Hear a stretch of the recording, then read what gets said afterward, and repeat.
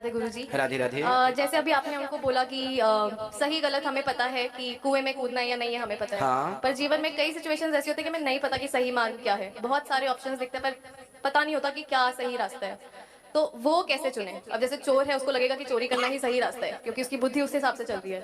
हमें कैसे पता चले कि हमारे लिए इन रास्तों में से ये रास्ता इसलिए तो हमने कहा कि धर्म से जुड़ना जरूरी है। भाई दीवार गलत जा रही है, कौन बताएगा? साहुल गुनिया गुरुमाला बताएगी, इंजीनियर बताएगा। उसी प्रकार धर्म ही हमारा इंजीनियर है, वही बताएगा कि आप क्या गलत गलत कर्म कर रहे हैं। कर्म दो प्रकार के होते हैं, एक कर्म वो जो करने योग्य है और एक कर्म वो जो करने योग्य नहीं है। उदाहरण फॉर एग्जाम्पल से समझिएगा, मैं किसी को लाठी से अभी मारने लग जाऊं यहां पर, तो मार रहा हूं जिसे, वह भी तो मैं कर्म ही कर रहा हूं। क्यों? मैं आपको गाली दे रहा हूं, यह भी कर्म ही हो रहा है। शराबी शराब पी रहा है, यह भी कर्म कर रहा है। कोई बोले शराबी क्या कर रहे हो? हम तो अपना कर्म कर रहे हैं। तो कर्म तो सब है, आप अच्छे काम कर रहे हैं वह भी कर्म है, और बुरे काम कर रहे हैं वह भी कर्म है। पर आप घर में जब रोटी बनाते हैं ना, तो चलनी से आटे को पहले चाल लेते हैं, अच्छा अच्छा अलग, बुरा बुरा अलग। तो वो चलनी जो है वही है धर्म की चलनी।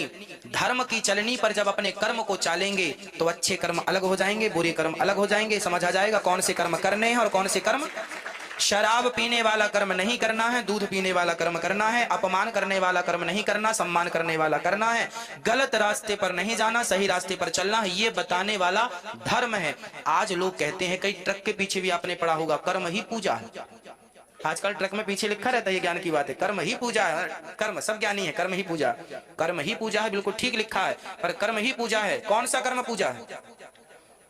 कर्म तो सब कोई शराब पिए, अब शराबी पी रहा है, शराबी झूम बराबर झूम शराबी पी रहा है, बोतल ली है। कोई बोले क्यों रे क्या कर रहा है? ओ मैं तो अपना कर्म कर रहा हूं, कर्म ही पूजा है। क्यों? वो मांस खाने वाला कर्म कर रहा है, वो मैं तो कर्म कर रहा हूँ, कर्म ही पूजा है। मांस बेचने वाला मुर्गी को मार रहा, मछली पे चाकू तलवार चला रहा है, मैं तो कर्म कर रहा हूँ, कर्म ही पूजा है। ये तो गलत हो जाएंगी परिभाषाएं। कर्म तो पूजा है, पर पूछो उनसे कौन सा कर्म। कर्म दो प्रकार के हैं, एक सत्कर्म एक असत कर्म।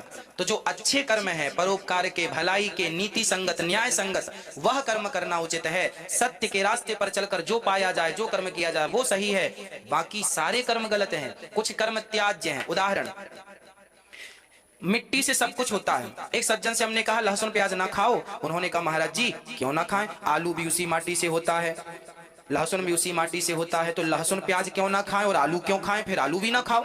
हमने कहा भाई उसी माटी से तो धतूरा भी होता है, उसी माटी से तो जहरीले पदार्थ भी होते हैं। क्यों? सही है। तो उसी माटी से होता है, उसी पानी से होता है। इससे यह सिद्ध नहीं होता कि हम आलू खाते हैं, हम टमाटर खाते हैं तो हम धतूरा भी खाने लग जाए ना जी। माटी से तो सब ही हो रहा है। भाई नीम कहां से पैदा होती है? माटी से। वो गन्ना कहां से पैदा होता? माटी से। एक मीठा है एक कड़वा है, तो माटी से सब ही पैदा हो रहे हैं। पर शास्त्र बताएंगे कि कौन सा पदार्थ खाने योग्य है और कौन सा पदार्थ खाने योग्य।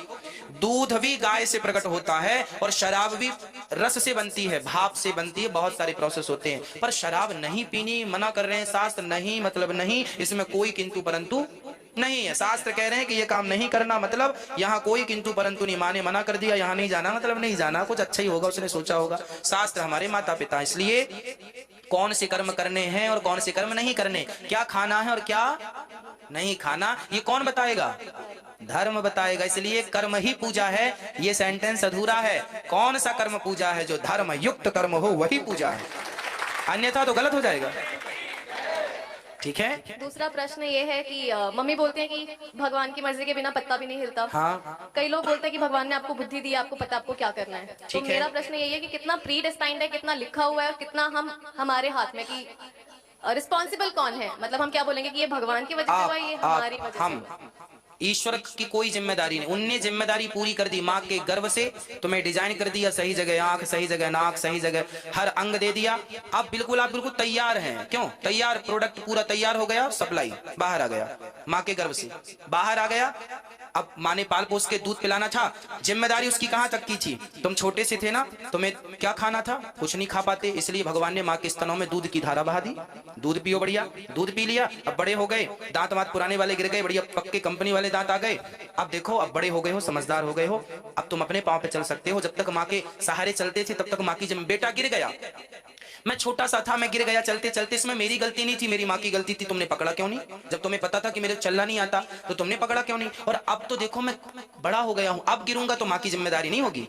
छोटा था तब तक ईश्वर की जिम्मेदारी थी, बुद्धू हूं मैं, मूर्ख हूं मैं, तो ईश्वर की जिम्मेदारी है, पर मुझे सही गलत का ज्ञान है। इसके लिए अब भगवान ने तुम्हें बिल्कुल पक्का कर दिया है तैयार करके। अब आपको पता है कि आपके लिए क्या सही है और क्या गलत है। आपको निर्णय लेना है कि सही रास्ते पर चलना है कि गलत रास्ते पर। जहां तुम जाना चाहो वहां तुम्हारे लिए दोनों रास्ते खुले हैं। ईश्वर ने स्वतंत्र कर दिया, बेटा जहां जाना है जाओ। परमात्मा जिम्मेदार नहीं है, तुम्हारा भाग्य अच्छा बने बुरा बने उसके जिम्मेदार आप हो। मेहनत करोगे अच्छा होगा, और खटिया पे बैठे रहोगे मेरे तो भाग्य में कुछ नहीं है, नहीं है तो कुछ नहीं होगा।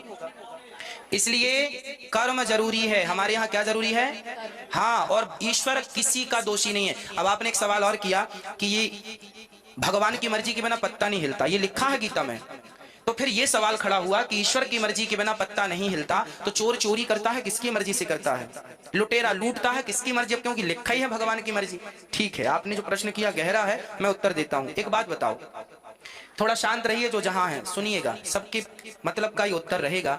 एक गाड़ी आपकी है और वह गाड़ी आपकी है, आपके ड्राइवर के द्वारा चलाई जाती है, आपकी मर्जी से चलती है। आप बोलेंगे स्टेशन जाएगी गाड़ी, स्टेशन जाएगी। आप कहेंगे एयरपोर्ट जाएगी गाड़ी, एयरपोर्ट जाएगी। पर गाड़ी स्टेशन जा रही थी, तभी गाड़ी अचानक गड्ढे पे गिर गई या खाई पे गिर गई, तो क्या इसमें आपकी कोई गलती है? किसकी गलती है? ड्राइवर की। उसके पास एक्सीलेटर और ब्रेक दोनों चीजें अवेलेबल हैं। उसी प्रकार से ईश्वर की तरफ से ये सृष्टि चल रही है, पर ईश्वर ने आपको ड्राइवर बना रखा है। छोटे मोटे निर्णय आप लीजिए कि कहां गड्ढा है तो कहां ब्रेक लगाना है, कहां बढ़िया रास्ता है तो कहां चलने देना है। जीवन के कुछ निर्णय आप पर ईश्वर ने छोड़ रखे हैं। बड़े निर्णय तो ईश्वर लेते हैं, तो कुछ आपको लेने हैं। सही गलत क्या है वो आपको डिसाइड करना है। इसलिए उस सही गलत के जिम्मेदार